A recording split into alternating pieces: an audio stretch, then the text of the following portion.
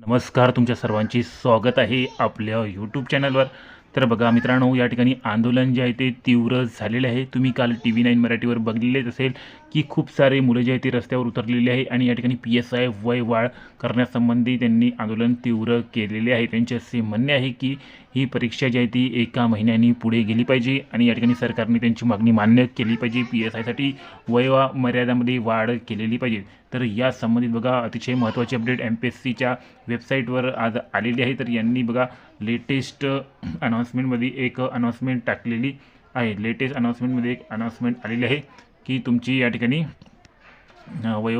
परीक्षा वेळेवर होणार की नाही हे यावरून बघा थोडेफार क्लिअर होत आहे। बघा या ठिकाणी पहिलीच अपडेट आलेली आहे। तर यावर जर तुम्ही क्लिक केले तर यामध्ये बघा एक शुद्धीपत्रक जे आहे ते यांनी जारी केलेलं आहे। तर या शुद्धीपत्रकामध्ये नेमके असं काय आहे तर बघा हे डाउनलोड केल्यानंतर यामध्ये तुम्हाला काय दिसून येणार आहे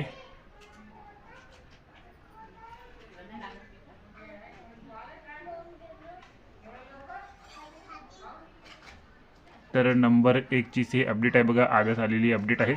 तर हे शुद्धीपत्रक बघा डाउनलोड झालेलं आहे। तर यामध्ये बघूया नेमकं काय आहे।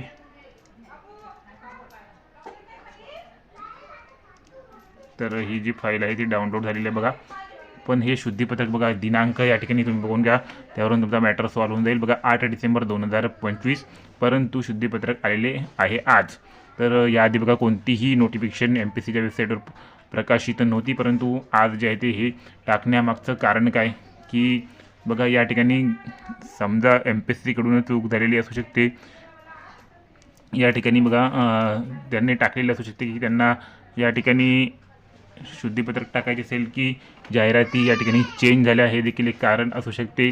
परंतु गलतीने त्यांनी आधीचे शुद्धीपत्रक टाकले किंवा असे असू शकते की त्यांना सांगायचे आहे की या ठिकाणी तुमच्या परीक्षा जे आहे ते ज्या टायमावर होणार होत्या त्याच टायमावर होणार आहे। जे आधीचे शुद्धीपत्रक आहे त्यानुसार ज्या डेट चेंज झाल्या होत्या त्याच डेटवर एक्झाम होणार आहे, असे देखील यांना सांगायचे असू शकते। तर यामागचं तुम्हाला काय कारण वाटतं परत ते शुद्धीपत्रक अपलोड करण्यामागचं, तर यामागे तुमचे काय विचार आहे ते सुद्धा तुम्ही कमेंटमध्ये सांगा। आणि एक्झाम वेळेवर व्हायला पाहिजे की नाही की पोस्टपोन व्हायला पाहिजे हे देखील तुम्ही तुमचे विचार कमेंटमध्ये पोस्ट करा। तर बघा हे जे शुद्धीपत्रक आलेलं होतं त्यामध्ये असं सांगितलं होतं की तुमची गडबडची परीक्षा 4 जानेवारीला होणार आहे आणि गटकची परीक्षा 11 जानेवारीला होणार आहे। तर बघा आज रात्रीपर्यंत जर याची काही ना काही अपडेट आली तर समजून जा तुमची एक्झाम पोस्टपोन होणार आहे, आणि नाही आली तर तुमची एक्झाम ऑन टाईम होणार आहे, कारण की आता फक्त 2 दिवस बाकी आहे एक्झामसाठी। जर काही अपडेट यायची असेल तर आजच येईल, त्यामुळे आपल्या चॅनलला सबस्क्राईब करून ठेवा। याबाबत काहीही अपडेट आली तर तुम्हाला सर्वात प्रथम आपल्या चॅनलमार्फत इन्फॉर्म करण्यात येणार आहे।